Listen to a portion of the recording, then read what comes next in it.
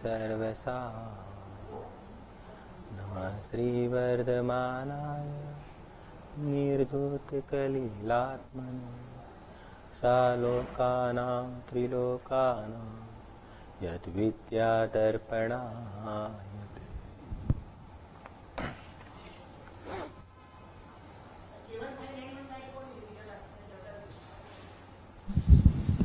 7591 ની ગાડી જેની બી હોય એ ત્યાં ગેટ પાસેથી હટાવી લે એવી વિનંતી છે.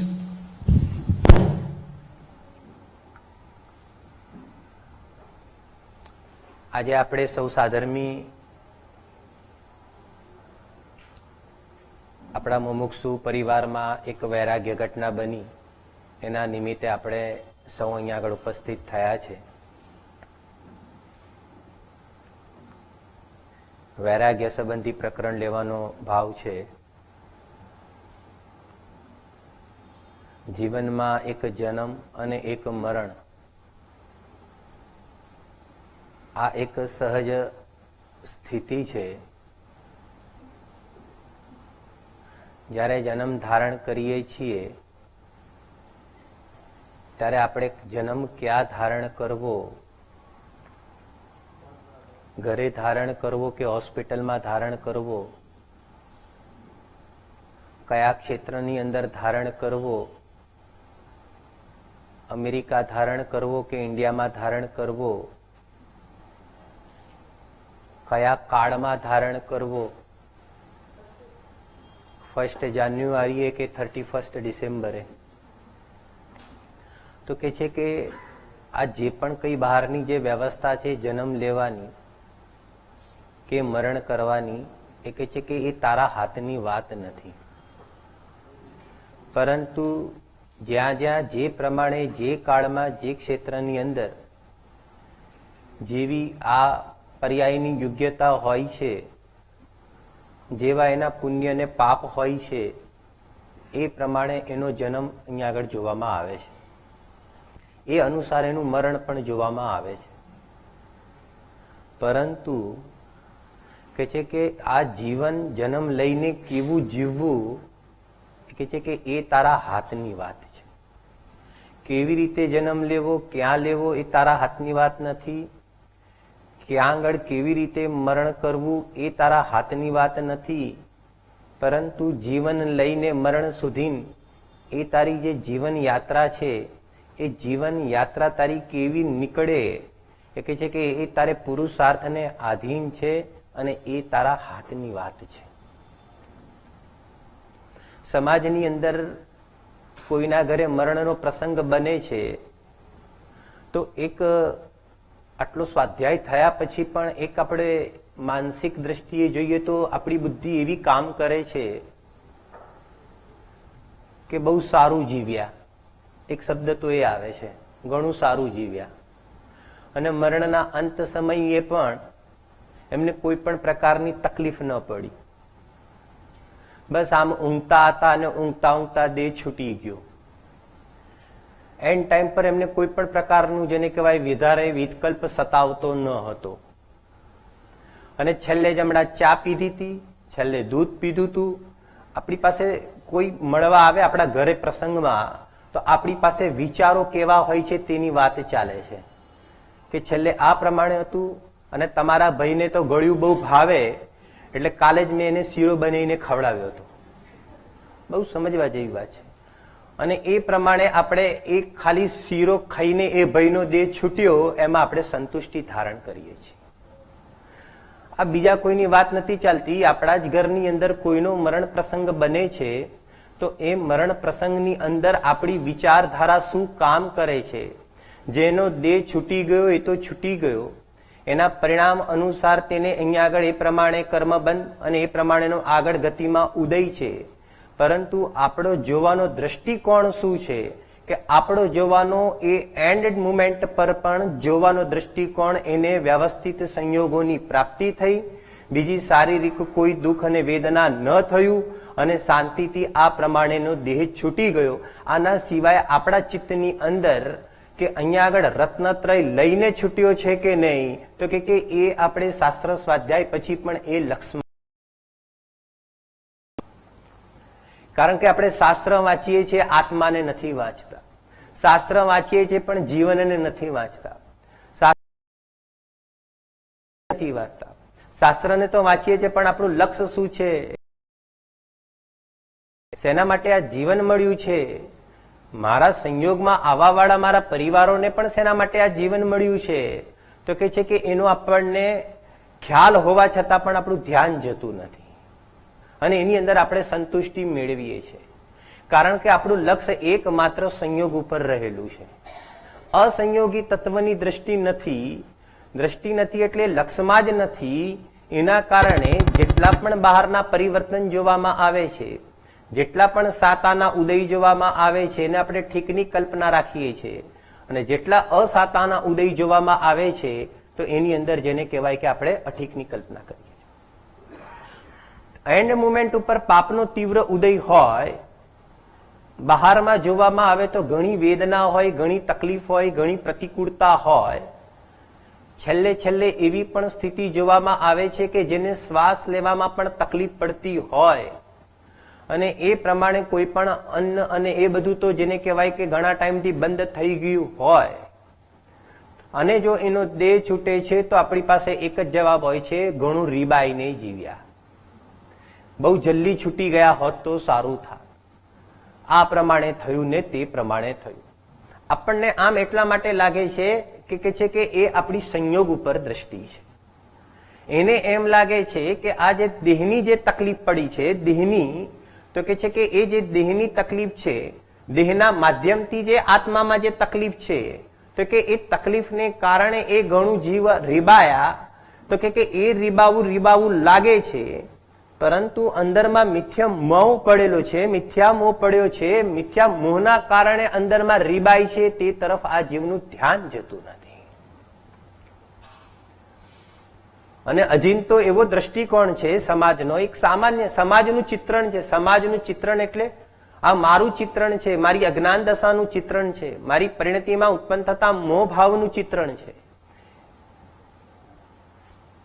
અજિંતો જેને કહેવાય કે પથારી પર એ વ્યક્તિ જોવામાં આવે છે, 80-85 વર્ષની ઉંમર જોવામાં આવે છે, અને એ 80-85 વર્ષની ઉંમર હોય તો ઘરવાળા પણ એને પ્રમાણે કહે છે કે તમારા જીવતા છેલ્લો પ્રસંગ પતી જાય તો સારું. હવે 85 વર્ષમાં એ ભાઈને પૂછવામાં આવે કે તારે કયા પ્રસંગ હવે બાકી છે, કે તારે હજી છેલ્લો પ્રસંગ પણ જોવો છે. 4 છોકરા હોય, 3 છોકરી હોય, 4 છોકરાઓને પણ પરણાવી દીધા છે, અને 85 વર્ષની ઉંમર એટલે એનો અર્થ એ થઈ ગયો કે મોટા 2 છોકરાના છોકરાઓને પણ પરણાવી દીધા છે, અને 3 છોકરીમાં 2 છોકરીના મામેરા પણ થઈ ગયા છે. ખાલી એક છેલ્લી છોકરીનું મામેરું પણ બાકી છે. તો એ ઘરવાળાને એમ લાગે છે કે તમારા બેસતા જો આ મામેરું પણ પતી જાય તો એ ભાઈનું શું થાય? બોલો, એ ભાઈનું શું થઈ જતું હશે? કલ્યાણ થઈ જતું હશે કે શું થઈ જતું હશે? તો કે આ પતી જાય, તમારો પહેલો પ્રસંગ છે ને તમારો છેલ્લો પ્રસંગ છે, ને પ્રસંગોનો કેટલો બધો રસ પડ્યો છે આ જીવને. કે છે કે અહીંયા આગળ કે છે કે અહીંયા તો રત્નત્રય પ્રગટ કરવાનો પ્રસંગ આવ્યો છે આ મનુષ્ય પર્યાયની અંદર. સમ્યક દર્શન, સમ્યક જ્ઞાન અને સમ્યક ચારિત્ર પ્રગટ કરવાનો જે પ્રસંગ આવ્યો છે તેના તરફ આપણું ધ્યાન નથી જતું, તેના તરફ આપણું લક્ષ્ય જતું નથી. હોશ શેનો છે? આત્માની સાધનાનો હોશ છે કે ભોગોનો હોશ છે? એ પોતાની જાતે અહીંયા આગળ માપદંડ કાઢીને અહીંયા આગળ તપાસવાની જરૂર છે. દરેક વસ્તુ શાસ્ત્રમાં ન લખી હોય, શાસ્ત્રમાં તો માત્ર ઈશારા આવતા હોય, પરંતુ એ સર્વજ્ઞ ભગવાન અને આચાર્ય દેવના એ ઈશારા એટલાક તીખા અને તીક્ષ્ણ હોય છે કે જરાક ઈશારામાં આ જીવને ઘણું બધું કહી દે છે, છતાં પરંતુ જો આ મોહનો મહિમા કે એ તરફ એનું રંચ માત્ર પણ લક્ષ્ય જતું નથી અને ધ્યાન જતું નથી. એક મુનિરાજ છે, મુનિરાજ, અને એ મુનિરાજને 8 વર્ષ અને અંતર્મુહૂર્તની અંદર એમને દીક્ષા ધારણ કરી ગ્રસ્ત અવસ્થામાંથી. 8 વર્ષ અને અંતર્મુહૂર્તમાં જે જિનેશ્વરી દીક્ષા ધારણ કરી, અને પ્રસંગ એવો બની ગયો, પાપનો એવો તીવ્ર ઉદય આવી ગયો કે માની લો કે એમનું આયુ 1 કોટી પૂર્વનું છે. ત્યાં હોય ને વિદેશ ક્ષેત્રમાં વગેરેમાં લાંબા આયુ હોય, તો 1 કોટી પૂર્વનું આયુ છે, અને એ પ્રમાણે 8 વર્ષને અંતર્મુહૂર્તમાં જિનેશ્વરી દીક્ષા લીધી. ત્યારથી લઈને 1 કોટી પૂર્વ સુધી એવા પાપનો ઉદય આવ્યો, એવો અસાતાનો ઉદય આવે છે કે આખું જીવન દરમિયાન તેમને એ શરીરના રોગથી લડવું પડે છે. એ પ્રમાણે અસાતાનો તીવ્ર ઉદય છે. ખાવાનું પણ પચે નહીં, વિધિ મળે મળે ન મળે ન મળે, તો કે છે કે એવી દશા એ મુનિરાજની જોવામાં આવે છે. અને એમ હોવા છતાં પણ એ મુનિરાજ કેમે કરીને પણ પોતાની સાધનામાંથી પાર કરતા કરતા કરતા કરતા 1 કોટી પૂર્વ સુધી પોતાનું આયુ ત્યાં આગળ સુધીને પોતે જીવે છે. અને એક ગ્રહસ્થ જીવ હોય અને એ ગ્રહસ્થ જીવ જન્મથી લઈને મરણ સુધી એને એવો પ્રચુર પુણ્યનો ઉદય જોવામાં આવે છે કે તે ઘણી જેને કહેવાય કે બહારમાં સાતાને ભોગવે છે, ઘણા એ પ્રમાણે ઐશ્વર્યને ભોગવે છે, ઘણું ખમ્મા ખમ્મા જોવામાં આવે છે, કોઈ પણ પ્રકારનો રોગ જોવામાં આવતો નથી. અને એ પ્રમાણે જીવન પર્યંત એ પ્રમાણે ભોગની અંદર પોતાનું જીવન કાઢીને એ પોતે દેહ છોડે છે. બંનેમાંથી જો પ્રશ્ન પૂછવામાં આવે કે કોનું જીવન સારું ગયું, તો આપણી પાસે શું જવાબ છે?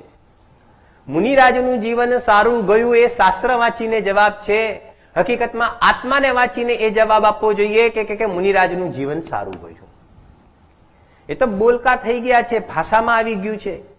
પરંતુ કેમ સારું અને કેમ ખરાબ, તો કે સારું એટલા માટે કે દશા બગડી હતી તો દેહની બગડી હતી, આત્માની નથી બગડી.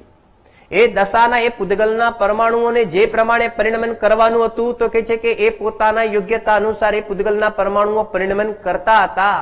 પરંતુ અહીંયા આગળ 3 ચોકડીના અભાવપૂર્વક જે વિતરાગતા પ્રગટ થઈ છે, તો કે છે કે વિતરાગતાના વેદનની અંદર મુનિરાજ તો કે છે કે મસ્તીમાં મસ્ત રમતા હતા અને પોતાનું જીવન પૂરી કરતા હતા. અને એક ગ્રહસ્થ જીવ છે જેને પોતાના આત્માનું ભાન નથી, પરંતુ જેને સંયોગ બુદ્ધિ પડી છે, પરિગ્રહની વાસના પડી છે, પરિગ્રહની લાલસા પડી છે, અને જેનું લક્ષ્ય એકમાત્ર એ પરિગ્રહ ભેગું કરવું અથવા તો આ સંયોગોની સુરક્ષા કરવી એમાં પડી છે, અને આક્રંદ થઈને દેહ છોડે છે. આક્રંદ કેમ કહો છો? જેને પોતાના આત્માને નથી જોયો તેની પરિણતિમાં આક્રંદપણું જ જોવામાં આવે છે. તો કે છે કે દેહ છોડે છે. અહીંયા આગળ ચક્ષુથી તો દેખાય છે કોઈ તકલીફ નથી થઈ, પણ સર્વજ્ઞ ભગવાન કહે છે કે આગળ એની ઘણી તકલીફ ભોગવવા વાળી છે. વિચાર કરો, શું આપણો બી એમાં તો નંબર નથી આવવાનો ને? એક વિચાર માંગે છે. એક આજના પ્રસંગની અંદર એક વિચાર માંગે છે કે શું આપણે પણ એવી રીતે તો શું દેહ નથી છોડવાના ને? વૈરાગ્ય ઘટના કોને કહેવાય? વૈરાગ્ય ઘટના. વૈરાગ્ય ઘટનાનું સ્વરૂપ શું સમજીએ છીએ આપણે? ઘરમાં કોઈ મરણ આવે એને આપણે શું સમજીએ છીએ? વૈરાગ્ય પ્રસંગ. આપણા ચિંતન બહુ સીમિત થઈ ગયા છે.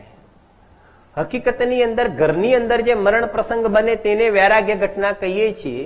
જો કે એ તો કહેવાય જ છે, એમ તો છે, એમ કહીએ છીએ આપણે, પરંતુ ત્યાં આગળ એવું તો શું બન્યું કે તેને આપણે વૈરાગ્ય ઘટના કહીએ છીએ? આ પ્રશ્ન છે. એવું તો ત્યાં આગળ શું બન્યું ઘરમાં કે બહારમાં, એવું તે શું બન્યું? કોઈનો એક્સિડન્ટ થઈ ગયો બહારની અંદર, તો આપણે એવી ઘટનાને વૈરાગ્ય ઘટના કહીએ છીએ. ઘરમાં મરણ થઈ ગયું તો એ ઘટનાને વૈરાગ્ય ઘટના કહીએ. મતલબ કે બહારમાં એવી ક્ષણભંગુરતાની સ્થિતિ બની તેને આપણે વૈરાગ્ય ઘટના કહીએ છીએ. પ્રશ્ન એ છે કે ક્ષણભંગુરતાની સ્થિતિ ક્યારે નથી બનતી? જગતની અંદર જેટલા પણ દ્રવ્ય છે તે ઉત્પાદવય દ્રવ્ય સ્વરૂપે છે. દરેક પદાર્થની અંદર જેને કહેવાય ક્ષણભંગુરતા તે તેનો ધર્મ છે. તો પછી કે છે કે વૈરાગ્ય ક્યારે નથી બનતો? બીજી વાત સમજો, જે વૈરાગ્ય ઘટના કહી છે ને, વૈરાગ્ય ઘટના દુઃખદ સમાચાર, લૌકિક ભાષામાં કહીએ તો દુઃખદ સમાચાર. મારો પ્રશ્ન એ છે કે ઘરમાં બાળક જન્મ લે તો કે છે કે હર્ષના સમાચાર, અને અહીંયા આગળ બાળકનું મરણ થાય તો દુઃખના સમાચાર. તો કે છે કે દુઃખના સમાચારને વૈરાગ્ય ઘટના કહીએ છીએ, પણ બાળકનો જન્મ થાય છે શું એ વૈરાગ્ય ઘટના નથી?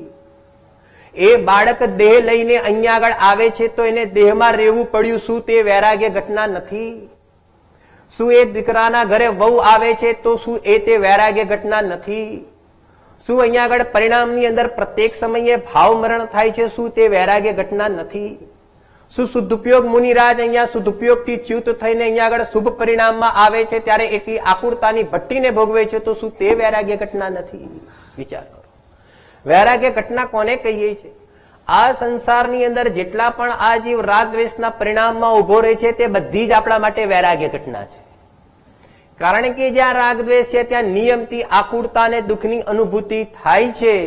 જીવ એ વખતે રીબાય છે તો કે છે કે બધી ઘટના વૈરાગ્ય ઘટના છે. એકમાત્ર હર્ષની ઘટના તો નિર્વાણ ઘટના છે. 5 પાંડવમાંથી 3 પાંડવોને મોક્ષ થયો, નિર્વાણ પદને પામ્યા, તો કે છે કે તો એકમાત્ર નિર્વાણ પદ એક હર્ષની ઘટના છે. પરંતુ બાકીના જે 2 પાંડવ છે તો એ 2 પાંડવોને સરવાર સિદ્ધિની જેલ થઈ, તો કે છે કે એ જ્ઞાની ધર્માત્મા તો કે છે કે અમારા માટે આ વૈરાગ્ય ઘટના છે. પેપરમાં આવે ને, ન્યૂઝપેપરમાં આવે કે ભાઈ આ સંજય દત્તને જેલમાં પૂરી દીધો. આપણે નથી વાંચતા બધું, બધાનું જેને કહેવાય આને જેલમાં પૂરી દીધો, આમને જેલમાં પૂરી દીધા. તો અહીંયા આગળ કહે છે કે આ આયુ કર્મને આપણને બધાને અહીંયા આગળ જેલમાં પૂરી રાખ્યા. અહીંયા આગળ આ જેલમાં અહીંયા આગળ આપણા જીવ પુરાઈ ગયો, પોતાનો જે અહીંયા આગળ એ અવગાનત્વ સ્વભાવ અહીંયા આગળ પ્રગટ ન થયો, તો શું એ આપણા માટે વૈરાગ્ય ઘટના નથી? વિચાર કરો. પરંતુ આપણું ધ્યાન જતું નથી. અહીંયા આગળ તો જેને કહેવાય કે એવો પીપાસામાં પડ્યો છે, એ તરફ લક્ષ નથી જતું. આ બધું નથી ખબર એવું નથી, પરંતુ આપણા જીવનની અંદર એ બધી ચીજનું ધ્યાન કેટલું જાય છે, એ તરફ લક્ષ કેટલું જાય છે. હમણાં અમારે ચૈતન્ય ધામમાં શિબિર હતી, ત્યાં મેં વાત કરી હતી, આપણે આપણા જીવનનો ટાર્ગેટ આપણે બનાવી દેવો જોઈએ. આપણે બનાવી શકતા નથી, એક બીજી વાત છે. અત્યારે ચરણાન યોગની પ્રધાનતાથી કથન ચાલી રહ્યું છે, અને આપણું કેટલું આયુ છે તો કે છે કે એ પણ આપણને ખ્યાલ નથી. પરંતુ કે છે કે મનની અંદર આ ભાઈ અહીંયા આગળથી છૂટ્યા, આ બેનનો અહીંયા આગળ દેહ વિલય થયો, આ બાળક અહીંયાથી ચાલ્યું ગયું, તો કે છે કે આ બધું આપણે સાંભળીએ છીએ અને જોઈએ છીએ, તો કે છે કે આપણો પણ નંબર આવવાનો છે કે નથી આવવાનો? તો કે છે કે આપણો પણ નંબર આવવાનો છે, એ વાત તો બરોબર છે. પરંતુ કે છે કે પોતે પણ પોતાના જીવનની અંદર એક જેને કહેવાય કે એ પ્રમાણે માઇન્ડની અંદર બનાવી દો કે મારું આટલું જ હવે આયુ બાકી છે. ભલે ખબર નથી, સમજો, આપણને ખબર નથી છતાં પણ એમ એવરેજ કાઢીએ તો 60-70 વર્ષની સમજો કે આયુ હોય, એવરેજલી બધાની અત્યારે જોઈએ છે આપણે જનરલી 60-70, કોઈ 40 માં જતું હોય, કોઈ 80 માં જતું હોય, પણ લગભગ 50-60 ની રેન્જમાં જતું હોય, તો આપણે ના હોય તો, અને કદાચ બહુ ઓલું લાગતું હોય તો 5-10 વધારીને એની મર્યાદા બાંધો. તો કે ભાઈ મારી 60 વર્ષની આયુ છે, હવે એમ સમજીને ચાલો કે 60 વર્ષની આયુ છે, તો હવે મારા કેટલા બાકી રહ્યા? કોઈના 5 વર્ષ હશે, કોઈના 2 વર્ષ હશે, કોઈના 10 વર્ષ હશે. વિચાર કરો, અહીંયા આગળ કોઈના 15 વર્ષ હશે, એનાથી વધારે તો કોઈના બાકી બી નહીં હોય.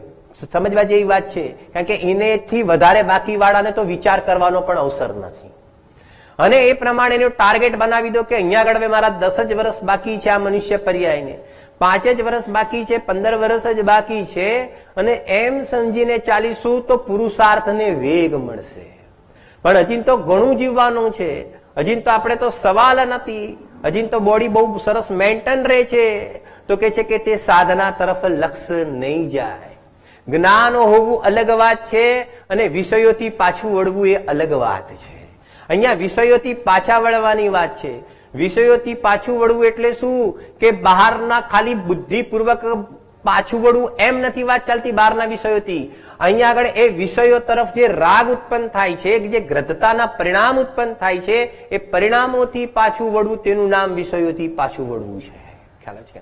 એમ ટાર્ગેટ બનાવો તો ખ્યાલ આવશે કે જેમ સ્ટુડન્ટ હોય ને કે ભાઈ હવે મારે એક્ઝામને 2 મહિના બાકી છે, હવે 4 મહિના બાકી છે, હવે 1 જ મહિના બાકી છે, અને 15 દિવસ બાકી છે, તો એ પ્રમાણે જેને કહેવાય કે એના ભણવાની અંદર એ પ્રમાણેનું મન, એનો ઉપયોગ, એ પ્રમાણેની તૈયારી, એ બધું જોવામાં આવે છે. તો કે છે કે જીવનમાં તૈયારી કેવી રીતે જોવામાં આવશે? તો કે છે કે મરણની રાહ ન જોતા ગમે ત્યારે અચાનક આવી જશે, એ કે તમે તો આવી રીતે સમજીને તમારી તૈયારી કરો. પરંતુ આ ભાઈને તો એવું થઈ ગયું છે કે આપણી પાસે LIC છે, જિંદગી કે સાથ ઓર જિંદગી કે બાદ. એનું સ્લોગન છે ને, LIC નું સ્લોગન શું છે? LIC નું સ્લોગન છે જિંદગી કે સાથ ઓર જિંદગી કે બાદ. મારો પ્રશ્ન એ છે કે LIC જિંદગી કે સાથમાં શું કામ કરે છે અને જિંદગી કે બાદમાં શું કામ કરે છે?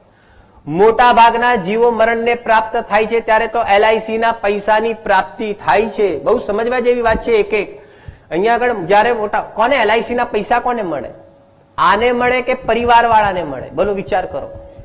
આને હજી તો મોહ કેટલો લાંબો પડેલો છે કે ભલે મને નહીં તો નહીં, પરિવાર વાળાને તો.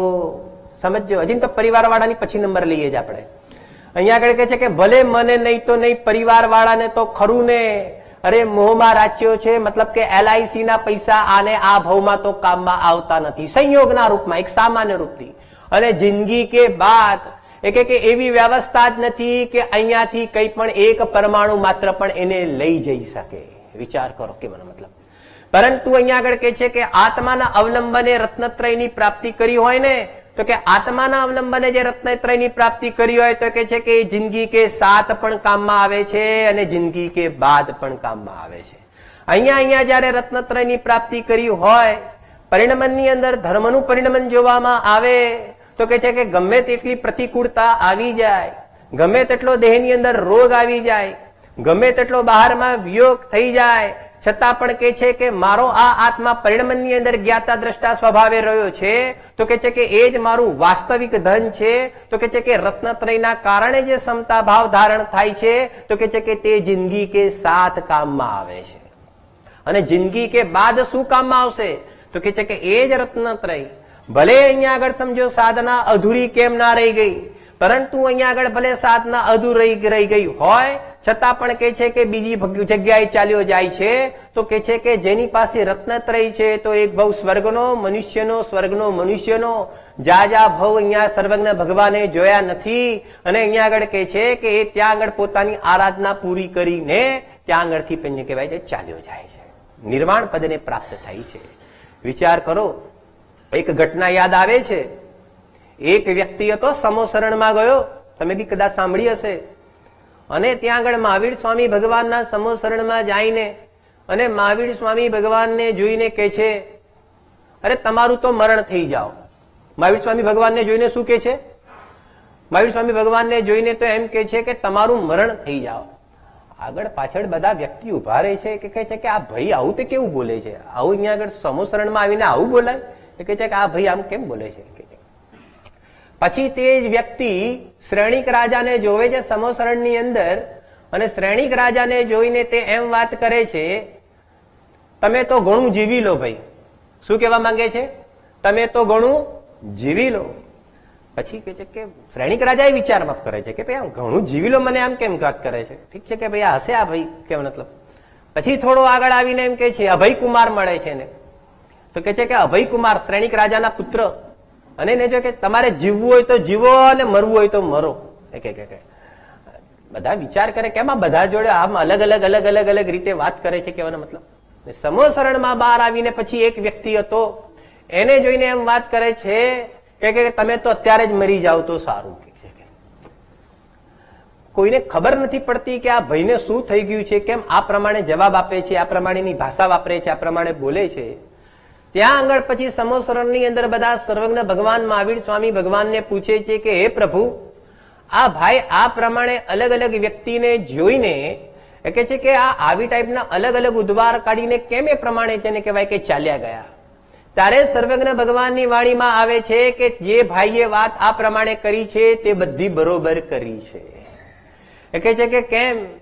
એ કે અહીંયા આગળ અર્યંત દશાની અંદર આ મહાવીર સ્વામી ભગવાન છે, અને અર્યંત દશામાં મહાવીર સ્વામી ભગવાન છે, તેને જોઈને એવો ભાવ આવ્યો કે આ મહાવીર સ્વામી ભગવાનનો નિર્વાણ થઈ જાઓ, મોક્ષ દશાએ પ્રાપ્ત થઈ જાઓ. એટલા માટે તો કે છે કે એમને જોઈને એવા પરિણામ થયા ને એવું કહેવાનો ભાવ આવ્યો કે છે કે તમારું મરી જાઓ એટલે એ કે છે કે તમારું નિર્વાણ થઈ જાઓ. પછી અહીંયા આગળ કે છે કે અહીંયા શ્રેણિક રાજાને જોવામાં આવે છે, અને શ્રેણિક રાજાને એમ કીધું કે ભાઈ તમે થોડું જીવી લો. તો કે છે કે એમ કેમ કહેવામાં આવે છે? એટલા માટે કહેવામાં આવે છે કે એને જાણી લીધું છે કે શ્રેણિક રાજા અહીંયાથી ક્યાં જવાના છે. વર્તમાનમાં હજી જેટલો ભવ બાકી છે, હજી વર્તમાનમાં જેટલી પર્યાય બાકી છે, તો કે એટલી પર્યાય પણ આત્માના આરાધનામાં નીકળી લે, તો કે એ એટલો સમય તો એમાં કાઢી લે. એટલા માટે તો એમ કહેવામાં આવે છે કે તમે તો ઘણું જીવો, કારણ કે ઘણું જીવીને પણ શું કરો કે જેટલો પણ કાળ બાકી છે તો કે આવી આત્માની આરાધનામાં કાઢો. અભય કુમારને જોઈને એમ કેમ વિચાર આવ્યો કે તમારે જીવવું હોય તો જીવો અને મરવું હોય તો મરો? કારણ કે એને ખબર છે કે અભય કુમારને તો અહીંયા આગળ રત્નત્રયની પ્રાપ્તિ થઈ છે, સમ્યક દ્રષ્ટિ ધર્માત્મા છે. અરે અહીંયા આગળ જીવશે તો પણ આત્માની સાધના કરવા વાળા છે, અને અહીંયાથી કદાચ દેહ છૂટીને મરીને જતા રહેશે તોય એમને કોઈ ટેન્શન નથી. કેમ? કારણ કે ત્યાં આગળ પણ આત્માની આરાધના થઈને સુગતિ જ પ્રાપ્ત થવાની છે. એટલા માટે કહે છે કે એમને તો જીવવું હોય તો જીવે અને મરવું હોય તો મરે, એમને કોઈ પણ પ્રકારનો પ્રોબ્લેમ નથી. અને બહાર નીકળીને વ્યક્તિને જોવે છે કસાઈ જીવને કે ભાઈ તું તો હાલ જ મરી જાય. એટલા માટે એ શબ્દના પ્રયોગ કરવામાં આવે છે, કારણ કે પરિણામોની અંદર ઘણી એ બધી તીવ્ર સંકલેશના પરિણામ જોવામાં આવતા હતા. ન જાણે અજીન આ ભાવની અંદર એવા કેટલા તીવ્ર સંકલેશના પરિણામ કરે, અને કેટલાય ન જાણે પાપ બાંધે, અને ન જાણે કેટલા કેટલા ભાવ સુધી એને ભોગવવા મળે.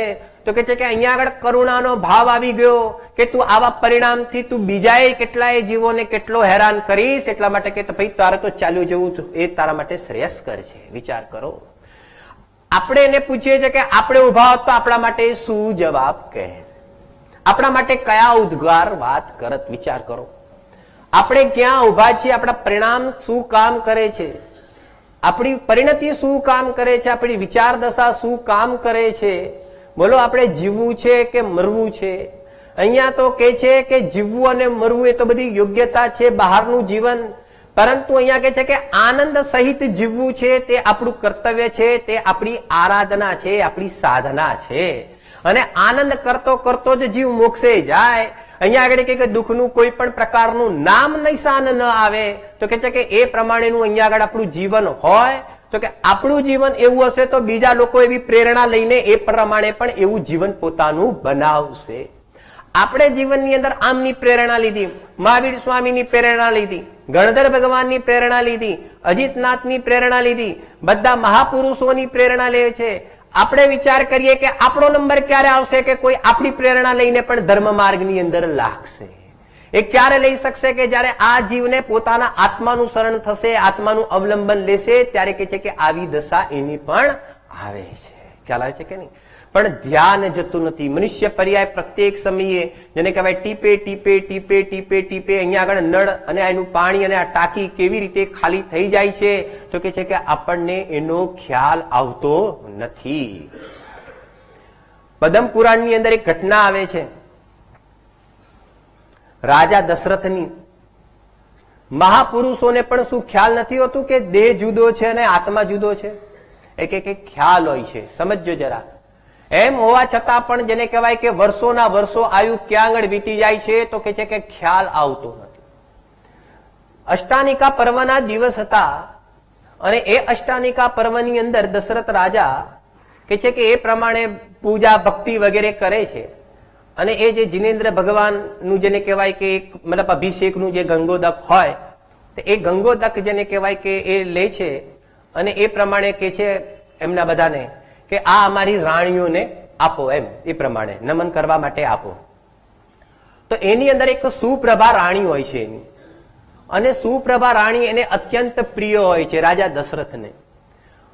હવે એવું થયું કે બાકીની જે રાણીઓ જોડે જે એને ગંગોદક મોકલવાનું હતું, તો બીજી બધી જેને કહેવાય કે એ પ્રમાણે દાસી વગેરે હોય એ પ્રમાણે, તો કે છે કે એ બધા જોડે એને ગંગોદક મોકલાવ્યું કે આ બધી રાણીઓને તમે ગંગોદક આપો, એટલે એ પ્રમાણે એ નમન કરે એ પ્રમાણે. હવે જે એની જે મૂળ રાણી એટલે કે જેને ઘણી અત્યંત પ્રિય રાણી હતી સુપ્રભા, તો એની પાસે એક ગંગોદક એક કચુકી એનો જેને કહેવાય કે જેને કહેવાય શું કહેવાય એની સાથે એના ઘરનો મુખ્યો જેને કહીએ કે એમના કામ વાળો ભાઈ જેને કહેવાય એમનો દાસ જે કહેવાય તે, તો કે દાસ જોડે એ ગંગોદક એમની જોડે મોકલ્યો. હવે બન્યું એવું કે બધાને ગંગોદક પહોંચી ગયું, બધી રાણીઓને ગંગોદક પહોંચી ગયું, પરંતુ અત્યંત જે એની પ્રિય રાણી હતી સુપ્રભા, તો કે એની પાસે ગંગોદક ન પહોંચ્યું. હવે દશરથ રાજા આવે છે, અને આવતા આવતા બધી રાણીઓને પહોંચી ગયું કરતા કે છે કે આવે છે ને અહીંયા આગળ પ્રવેશ કરે છે એ સુપ્રભાના ત્યાં કમરામાં. અને અહીંયા આગળ સુપ્રભાને પણ ખ્યાલ આવે છે કે બધી રાણીઓને ગંગોદક પહોંચી ગયું, અને હજી સુધી રાજાએ એ કે મને ગંગોદક ન પહોંચાડ્યું, તો કે એનો અત્યંત એને ખેદ જોવામાં આવે છે. હવે અહીંયા આગળ ઘણો ખેદ કરે, જોવા પરિણામોની વિચિત્રતા. એટલે કે આ રાણીને ઘણો ખેદ જોવામાં આવે છે, અંદરમાં ઘણું માન પડ્યું હોય છે કે હું તો રાજાની પ્રિય રાણી છું અને હું આ પ્રમાણે છું, હું એમને મુખ્ય છું, છતાં પણ આજે રાજા મને કેમ ભૂલી ગયા, મને કેમ એ પ્રમાણે ગંગોદક ન મોકલાવ્યું. આ પ્રમાણે જેને કહેવાય કે ઘણી આક્રંદ કરે છે. પરિણામ એટલા બધા બગડી જાય છે કે આના કરતા તો મારું મરણ સારું. ત્યાં આગળ શાસ્ત્રની અંદર એ પ્રમાણે લખે છે કે એવા વિચાર કરતા કરતા એના રાજા છે તે કે છે કે કમરાની અંદર પ્રવેશ કરે છે. કમરાની અંદર પ્રવેશ કરે છે ને રાણીને પૂછે છે કે કેમ આટલું બધું દુઃખ અને શોક તું અનુભવ કરે છે? તો કે તમે બધી રાણીને ગંગોદક મોકલાવ્યું, પરંતુ કે મને કેમ ન મોકલાવ્યું? વાર્તાલાપ ચાલે છે, ત્યાં આગળ જ કચુકી એનો જેને કહેવાય દાસ હોય છે, એ જ વખતે જેને કહેવાય કે કમરાની અંદર એ એન્ટર થાય છે. કમરાની અંદર એન્ટર થતા જ અહીંયા આગળ દશરથ રાજા તે એના દાસને જોવે છે તો અત્યંત ક્રોધિત થાય છે. અને અત્યંત ક્રોધિત થાય છે કે સૌથી પહેલા મેં તને ગંગોદક આપ્યું હતું અને તને સૌથી પહેલા આ રાણીને ત્યાં આગળ જવાનું કીધું હતું અને તારે આપવું હતું, તો કે છે કે તું આટલો બધો લેટ કેમ થયો? ત્યારે એ વખતે એ જ આખું એક પાનું ભરીને વર્ણન કર્યું છે પદ્મ પુરાણની અંદર, બધા વાંચવા જેવું છે. ત્યારે એ જે વર્ણન કરે છે દાસ, અને એ દાસ અત્યંત જૂનો હતો, એ દશરથ રાજાના પણ પિતાના વખતનો હતો. અને દશરથ રાજાના પિતાનો વખતનો તો એનો અર્થ એ થઈ ગયો કે આ સમયે તે ઘણો બધો વૃદ્ધ થઈ ગયો હતો. અને ઘણો બધો વૃદ્ધ થઈ ગયો હતો. અને પછી અહીંયા આગળ કચુકી કહે છે કે ભાઈ દશરથ, કે મારો કોઈ પણ પ્રકારનો એવો આશય ન હતો કે હું આ રાણીને ગંગોદક કે લેટ પહોંચાડું, પરંતુ કે છે કે તમે મારી વૃદ્ધ દશાઓ પર તમારી નજર ગઈ નથી. કે પહેલા તો જયારે યુવાની હતી ત્યારે હું આમ છલાંગ લગાવી દેતો હતો હંસની જેમ, શત્રુઓ આવતા હતા તો કે છે કે આમ છાતી કાઢીને, હાથીની છાતી કાઢીને હું આમ એ બધાને જીતી જતો હતો. પરંતુ કે છે કે આ દેહની અનિત્યતા, આ દેહની દશા હવે એવી થઈ ગઈ છે કે આવી જાતના હવે પરાક્રમ તો દૂર રહો, પરંતુ હવે હું થોડુંક જેને કહેવાય કે ફાસ્ટ ગતિએ પણ કે હું પહોંચી શકતો નથી. એ કે છે કે એક પગ મૂકું છું, જયારે હું એક પગ મૂકું છું તો કે પગ વળી જાય છે, એવી તમારી નજર મારી આવી દશા ઉપર ગઈ નથી, એટલા માટે તમે ક્રોધિત થયા છો કે ગંગોદત્ત કેમ લેટ પહોંચ્યું. આ પ્રમાણે કે છે કે હવે આ મારી જે નજર છે તે કે હવે પહેલા જેવી નજર રહી નથી કે મને બહુ સાફ દેખાય. મારે એક એક ચીજને સમજો હાથ અડારીને મારે પહોંચવું પડે છે, કારણ કે મારી વૃદ્ધ અવસ્થા થઈ ગઈ છે. આ બધી મારી નજર કમજોર થઈ ગઈ છે. હવે મારી એવી દશા રહેતી નહીં કે હું ફાસ્ટ ચાલીને શકે પહોંચું, એટલા માટે કે છે કે ગંગોદક લેટ પહોંચ્યું છે, મારી વૃદ્ધ દશા તરફ તમારી નજર જતી નથી. જયારે એ પોતાની આખી વૃદ્ધ દશાનું એ વર્ણન કરે છે રાજા દશરથને, ત્યારે એ કપાળ ઉપર હાથ લગાડે છે અને એને પરસેવો વળી જાય છે. શેનો પરસેવો વળી ગયો? શેનો પરસેવો વળી ગયો? એ વૃદ્ધ વ્યક્તિની વૃદ્ધતા જોઈને પરસેવો નથી વળ્યો, પરંતુ તેમના ચિત્રની અંદર હવે આગળ જઈને મારી પણ કેવી દશા આવવા વાળી છે એનું અહીંયા જયારે જ્ઞાન થયું, આ દેહની ક્ષણભંગુરતાનું જ્ઞાન થયું, ત્યારે ખ્યાલ આવ્યું કે આજે આનો વારો છે તો કે છે કે કાલે મારો વારો છે. જે કામ સમજો કે બીજું બધું નથી કરાવતું, તે પ્રત્યક્ષની અંદર કોઈ એવી ઘટના કામ કરાવી દે છે. જયારે કોઈ વ્યક્તિ, ઘરનો જ વ્યક્તિ જયારે આપણું આવું ધ્યાન પહોંચાડે, ગમે તેટલું આપણે ભાષણ કરીએ કે દેહ આત્માથી જુદો છે, દેહ આત્માથી જુદો છે, દેહ આત્માથી જુદો છે, પરંતુ સાંભળી લઈએ છીએ પણ પોતાના પરિણામની અંદર ફરક આવતો નથી. પરંતુ ટાટાની કેન્સર હોસ્પિટલમાં જઈને જોઈ આવો અને પછી બોલવું નહીં પડે કે દેહ અને આત્મા જુદો છે, આ દેહની ક્ષણભંગુરતા કેવી છે, ઓટોમેટિકલી એ પ્રમાણેના પરિણામ બની જાય છે. આ જીવંત ઘટના છે. આ પ્રત્યક્ષ ઘટનાથી એ જીવના જીવનમાં અસર જોવામાં આવે છે. આ પ્રથમાન યોગની કથા અને પ્રથમાન યોગનું ચરિત્ર કેમ જીવનની અંદર વાંચવું, કારણ કે ડાયરેક્ટ લાઈવ ટેલિકાસ્ટ છે. લાઈવ ટેલિકાસ્ટ સમજો છો? લાઈવ ટેલિકાસ્ટ કોઈનું સાંભળેલું હોય, સાંભળજો, કોઈનું સાંભળેલું હોય અને આપણા જીવનમાં અસર કરે અને જીવંત એ ઘટના જોવામાં આવે અને અસર કરે તો કે છે કે બંનેની અંદર એક પરિણામનો ફરક પડી જાય છે. પરંતુ જુઓ તો ખરો આ મોહનો કેવો મહિમા છે. આવી ઘટનાઓ પણ જોવામાં આવે છે, આ પ્રમાણે બહારના પ્રસંગ પણ જોવામાં આવે છે. વૈરાગ્ય ઉપર વિચાર કરવા માટે કેટલા શાસ્ત્રો વાંચવા જરૂર નથી, એક ન્યૂઝપેપર વાંચી લો. એક ન્યૂઝપેપરની અંદર બધી જ ઘટનાઓ કે છે કે અપ ટુ એન્ડ સુધી આવે છે, પરંતુ પેપર તો એવી રીતે વંચાઈ જાય છે કે જાણે કશું બન્યું જ નથી. વિચાર કરો.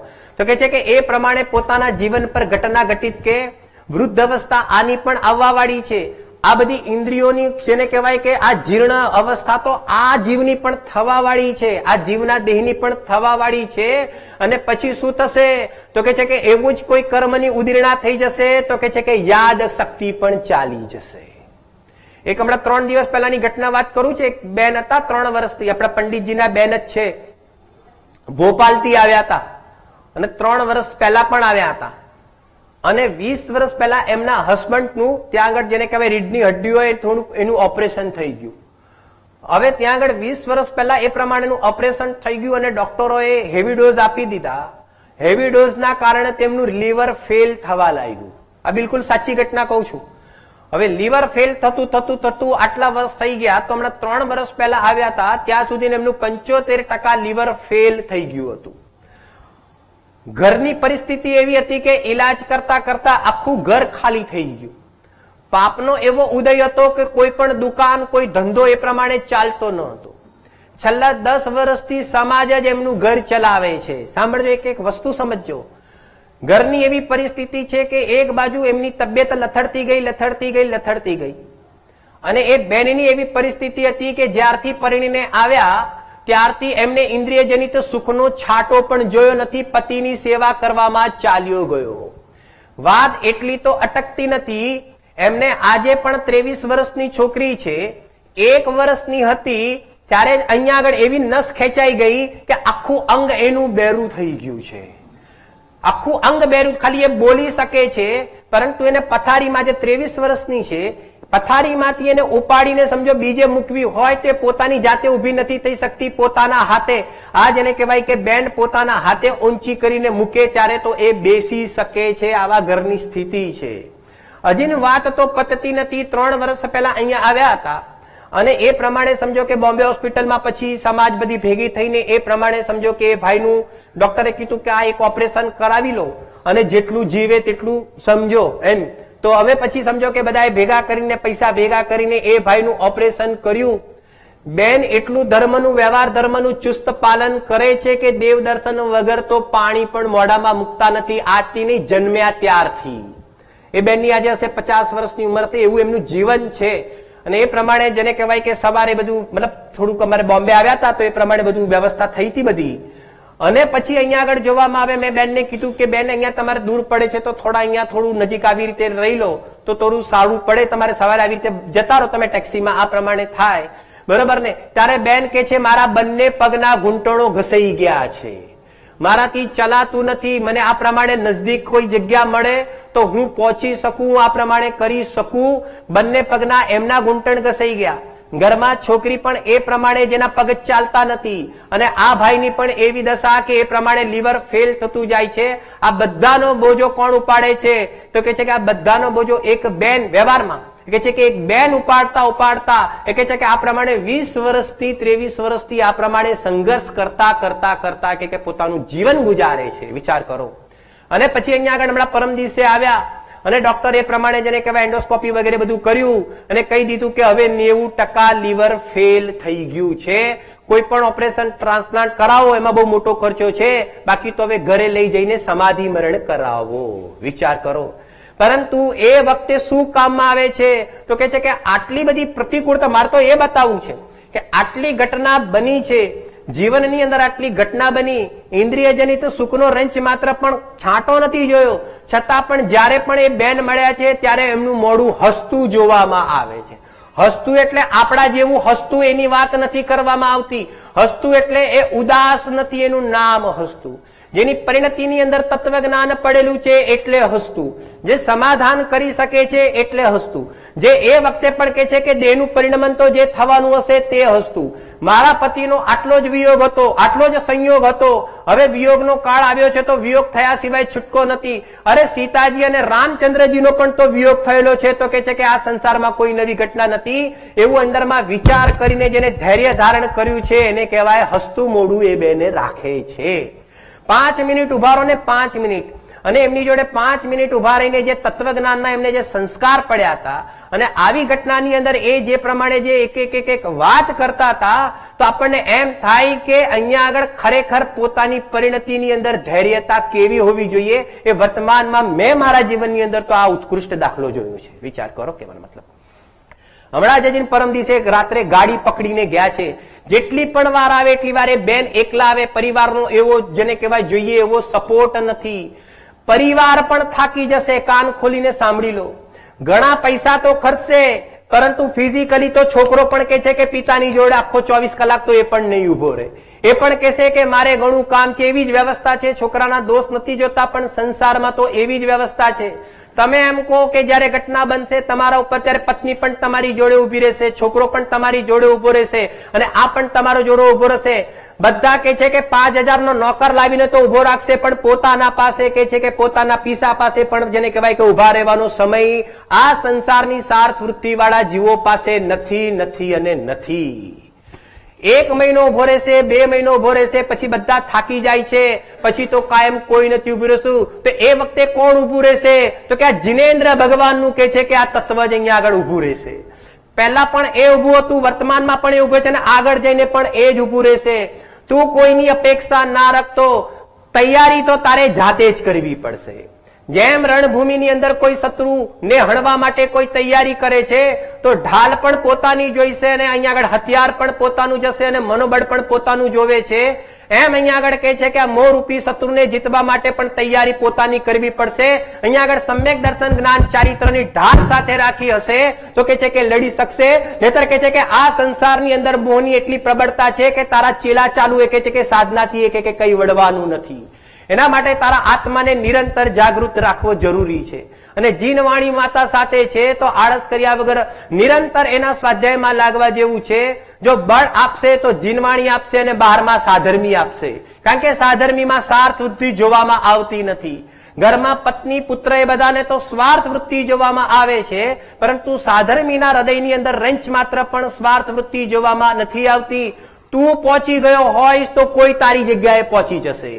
કોઈનું પ્રોબ્લેમ થયો તો તું પહોંચી જઈશ, તો એનું નિરીક્ષણ કર, દેહનું નિરીક્ષણ કર, એના વિચારોનું નિરીક્ષણ કર, એના પરિણામોનું નિરીક્ષણ કર. તું બુદ્ધિપૂર્વક ફિઝિકલી લાગ. દવાના માટે 5000 આપી દેવા સરળ છે, પણ જાતે ઉભા થઈને હોસ્પિટલની અંદર ઉભા રહીને એની સેવા કરવી તો કે કોઈને મંજૂર નથી. પરંતુ આપણે પોતા ઉભા રહી જઈએ, કારણ કે જીવનની અંદર સમાધિ મરણનો પ્રસંગ તો આપણે પણ આવવા વાળો છે. અને એ વખતે પણ તું કોઈની અપેક્ષા ના રાખતો, કારણ કે અંદરમાં હાજરા હાજર ભગવાન આત્મા બિરાજમાન છે. પરિણતિ પણ તારી પાસે છે, તો કે છે કે આ સંસારથી મુક્ત તો કે તારો ભગવાન આત્મા જ કરાવશે. માટે એનું શરણ લઈને જીવશે તો બહારની વાંછા નહીં રહે, પરાધીન વૃત્તિ નહીં રહે, અંદરમાં મનોબળ મળશે, વૈર્ય ધારણ થશે. કયો સમય આવશે? તો કે છે કે એક સમય એવો આવશે કે સિદ્ધોની ટોળીમાં જઈને બેસી જશે. એ પ્રમાણે પોતાનું જીવન એ તરફ વાળ્યું હશે, પણ ક્યારે મરણ સમયે નહીં, વર્તમાનમાં. 8 વર્ષને અંતર્મુહૂર્તનો છોકરો થાય ત્યારથી જ એને અંદરમાં જેમ પાઠશાળામાં ભણાવવામાં આવે છે ને, તો કે પાઠશાળામાં જેવા ઇન્જેક્શન આપી દો કે દેહ જુદો છે ને આત્મા જુદો છે, આપી દો. એટલે આપણે આ પુસ્તકોમાં તો છે, પણ લઈ આવો અને એ પ્રમાણેના ઇન્જેક્શન અપાવો. જેમ ઓલા આપે છે ને પીડિયાના ને ટીકા ને ફલાણા ને બધા ઇન્જેક્શનો આપવામાં આવે છે ને, તો કે પહેલેથી જ ગળથુડીમાં એવા ઇન્જેક્શનો આપી દો કે ગમે તેવી પ્રતિકૂળતા આવે તો પણ કે પોતે ધૈર્ય ધારણ કરી શકે. કેટલી સંપત્તિ મૂકીને જાઓ છો એ ઇમ્પોર્ટન્સ નથી, છોકરાઓ માટે કેટલું તત્વજ્ઞાન મૂકીને જાઓ છો તે ઇમ્પોર્ટન્સ છે. કામમાં આવશે તો એ આવશે, સમજજો બરોબર. એ બધા પરિગ્રહોનો તો નિયમથી વિયોગ થવાનો જ છે, પરંતુ અહીંયા જે તત્વજ્ઞાન કર્યું હશે એનું વિયોગ નથી થવાનો. અરે એ તો અંદરમાં જેમ જેમ અંદરમાં ઉતરશે તેમ તેમ પુષ્ટ થશે, પુષ્ટ થશે, પુષ્ટ થશે. અને અહીંયા આગળ પુષ્ટ થતા શું થશે? એ એટલો તૈયાર થશે કે બીજા 100 જણને તૈયાર કરશે. બીજા 100 જણની સમાધિ એ કરાવશે. એવા છોકરાઓને તૈયાર કરો તો પોતાનું જીવન અને છોકરાઓને કંઈક આપ્યું એમ સાર્થક કહેવાશે. બાકી તો શું લઈને આવ્યા હતા કે આ ભાવની અંદર મિથ્યાત્વ લઈને આવ્યા હતા અને મિથ્યાત્વ લઈને ગયા તો કે છે કે એ બધાના તો કોઈના લિસ્ટમાં નામ પણ નથી આવવા વાળા, એમના એમ ચાલ્યા જવા વાળા છે. વર્તમાન યોગની અંદર પોતાની આ પ્રમાણેની કથા આવી જાય ને બીજા બધાને પ્રેરણા મળે અને પોતાનું જીવન આ પ્રમાણે ધર્મ માર્ગમાં લગાવે તો જીવનની સાર્થકતા છે. એ જ ખરેખર પૂજ્ય ગુરુદેવ શ્રી આપણને આ બતાવ્યું છે અને આપણે એ પ્રમાણે એ દિશામાં ચાલીએ એવી મંગલ ભાવના આપણે સમાપ્ત કરીએ છીએ.